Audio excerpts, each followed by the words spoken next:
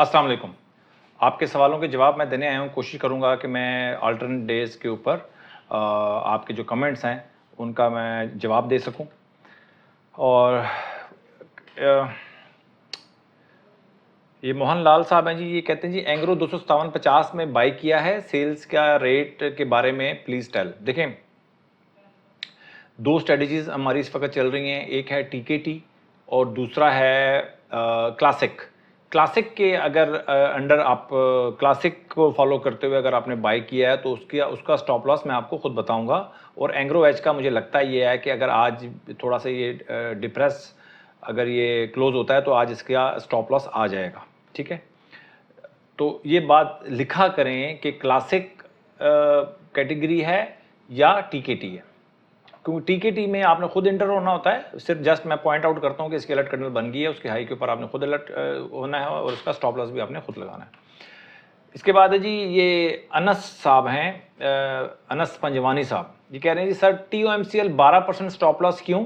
आपने बताया 50 प्लस वाले स्टॉक्स पर 6% स्टॉप लॉस है। आज पाक इलेक्ट्रॉन मेरे हाथ से निकल गया 6% पर और फिर रिकवर हो गया और थोड़ा सा सैड हो रहे हैं। सबसे पहली बात तो ये है कि TOMCL 12% का स्टॉप लॉस इसलिए है कि वो क्लासिक के अंडर अगर किसी ने बाय किया, वो TOMCL की जो अलर्ट कैंडल बनी थी क्लासिक स्ट्रेटजी में बनी थी।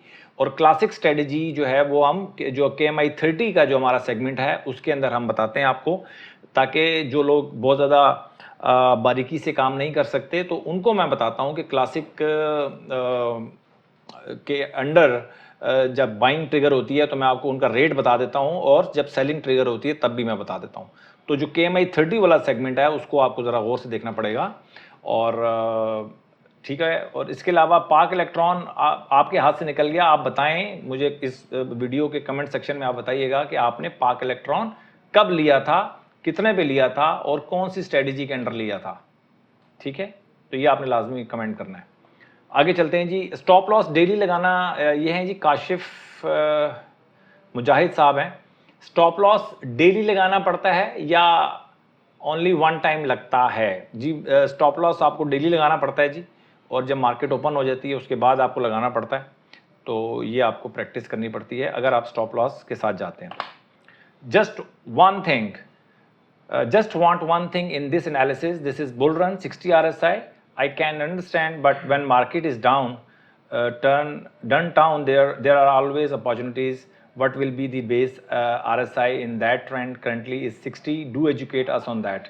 देखें, ये कहना चाह रहे हैं कि बुल रन अभी चल रहा है तो 60 की RSI वाली जो स्ट्रेटजी वो काम कर रही है। जब मार्केट नीचे की तरफ जा रही होगी फिर हम क्या करेंगे? तो फिर आप सब्र करेंगे।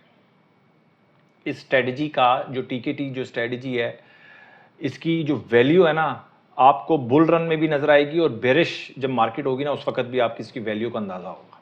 ये आपको इंटर नहीं होने देगी स्टॉक मार्केट में। ठीक है, और अगर फर्ज कर लें हफ्ते में 2-3 स्टॉप लॉसेस हिट हो भी जाते हैं तो तब भी आपको कोई फर्क नहीं पड़ना चाहिए, इसलिए कि अगर आप होल्ड करते हैं मार्केट को, बहुत हाई रेट्स के ऊपर आप बाय कर लेते हैं तो आपको बहुत बड़ा नुकसान होता है। ये छोटे छोटे नुकसान करेगी।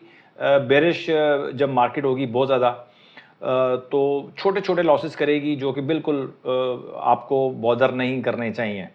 तो इसकी पावर आपको पता चलेगी जब हमने यही स्ट्रेटजी हमने जब मार्केट बेरिश होगी तब भी हमने यही स्ट्रेटजी को अडॉप्ट करना है, कोई आपको फिक्र करने की ज़रूरत नहीं है। इसके बाद है जी क्यूट कैट्स किटन्स वाले हैं, ये कहते हैं जी I think so many people have the same problem which I have, that I see the stock as per TKT, the chart is showing it would go up but I don't buy that in time, I have struck।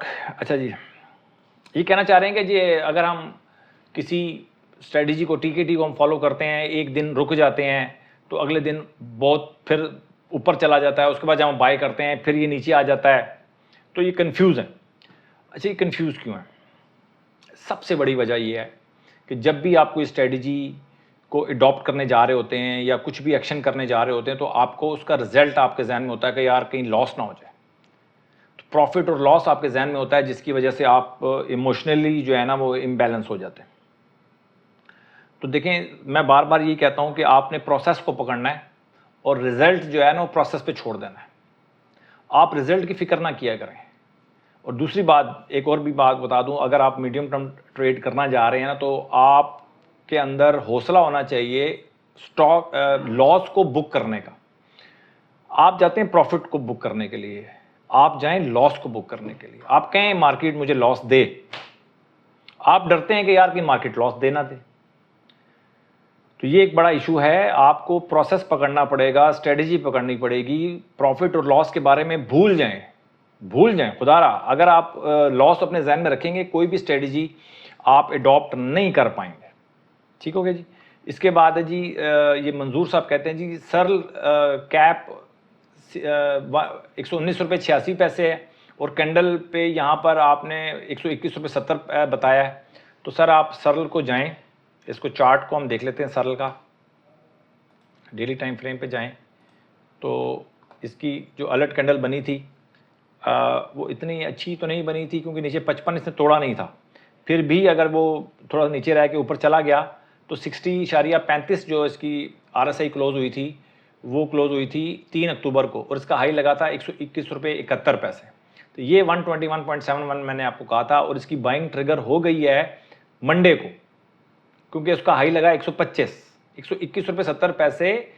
जुमे को इसकी alert candle बनी थी, Monday को आपकी buying trigger हो गई, और 6 अक्टूबर को 125 रुपये तक हाई गया। अभी 120 रुपये चल रहा है जिस टाइम मैं अभी वीडियो बना रहा हूँ। तो अगर आपने 121 रुपये 71 पैसे क्रॉस किया है और लिया है, तो फिर आप 6% स्टॉप लॉस रखें और इसको राइड करें।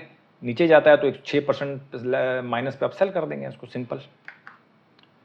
आप ज़्यादातर लोग, मैं देखिए मैंने बहुत सारे कमेंट्स का जवाब नहीं देता, इसलिए कि उस लोग वही कमेंट कर रहे होते हैं या पूछ रहे होते हैं जो मैंने उस वीडियो में बताया होता है। मुझे सबसे ज़्यादा अफसोस है इस बात का कि आप या तो जल्दी जल्दी वीडियोस देख रहे होते हैं, सिर्फ स्टॉक पिकिंग कर रहे होते हैं, उसके बाद जहन में क्वेश्चन आता है, आप वो डाल देते हैं। हालांकि वो क्वेश्चन बनता ही नहीं है, इसलिए नहीं बनता कि वो उसी बारे में, उसी का जवाब तो मैंने उस वीडियो में दिया हुआ है। तो लोग वीडियो नहीं देखते, सिर्फ जस्ट कमेंट करते हैं या अपने सवाल को सवाल करते हैं, जो कि मैंने उस वीडियो में बताया होता है। तो ये थोड़ा सा मुझे अफसोस होता है कि यार आप वीडियो तो देख लिया करें पूरी।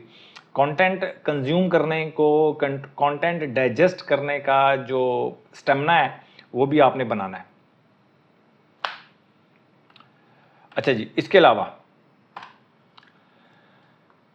ज़्यादा से ज़्यादा कमेंट करें, अच्छे कमेंट करें। कोशिश करूंगा कि मैं डेली बेसिस के ऊपर जो कमेंट्स हैं उनका मैं जवाब दे दूं, क्योंकि जब कमेंट ज़्यादा दिन गुजर जाते हैं, 4 5 6 दिन गुजर जाते हैं, तो फिर वो नल एंड वाइड हो जाती बहुत सारी चीज़ें। ज़्यादा से ज़्यादा कमेंट करें इस वीडियो के नीचे। शाम को जो वीडियो डलेगी उस नीचे से ज़्यादा कमेंट करें, ताकि मैं कल जो है ना, जितने भी कमेंट्स हैं उनका मैं जवाब दे दूँ। अपना बहुत ख्याल रखें, अपनी इन्वेस्टमेंट का ख्याल रखें। सॉरी, एक बात, अटक रिफाइनरी और पार्क आइल फील्ड, उनकी बुक क्लोजर डेट चेंज होगी, उनकी एक्स डेट चेंज हो गई। पहले 7 तारीख थी, यानी कि आज उसने एक्स ओपन होना था, लेकिन कंपनीज ने उनकी जो बुक क्लोजर डेट है वो चेंज कर दी है। अटक रिफाइनरी है, पार्क आइल फील्ड है, इसके अलावा 2-3 कंपनीज है, वो आप देख लीजिएगा। तो ये बहुत बड़ी कन्फ्यूजन है, होना नहीं चाहिए, इस तरह होता नहीं है, लेकिन कंपनी ने अनाउंस किया है। तो मुझे लगता है ये है कि बहुत सारे लोगों ने आज पार्क आइल फील्ड सेल भी किया है इसी वजह से। तो ये इसको देख लीजिएगा कि, और मैं कोशिश करूँगा कि मैं जो अनाउंसमेंट वाली फाइल है जिसके अंदर अनाउंसमेंट आपको नज़र आएंगी, तो वो मैं डिस्क्रिप्शन में मैं इसका लिंक लगा दूँ, उसको भी आप चेक कर सकते हैं। तो पार्क आइल फील्ड और अटक रिफाइनरी, इसका जो अब एक्स डेट है वो 17 तारीख है। पार्क आइल फील्ड की तो मुझे पता है 17 तारीख है, बट अटक रिफाइनरी की मुझे नहीं पता, वो भी आप चेक कर लीजिएगा क्या है। तो अनाउंसमेंट डेट का चेंज होना लोगों को फिर पता नहीं चलता, तो लोग थोड़े से कंफ्यूज हो जाते हैं और लोग अपने स्टॉक को सेल भी कर सकते हैं। तो थोड़ा सा इसको देख लीजिएगा। जिन जिनके पास पार्क आइल फील्ड है या अटक रिफाइनरी है, ये वीडियो जो है लोगों के साथ शेयर कर दें, ताकि ज़्यादा से ज़्यादा लोगों तक ये मेरी बात पहुँच जाए। अपना बहुत ख्याल रखें। Thank you very much.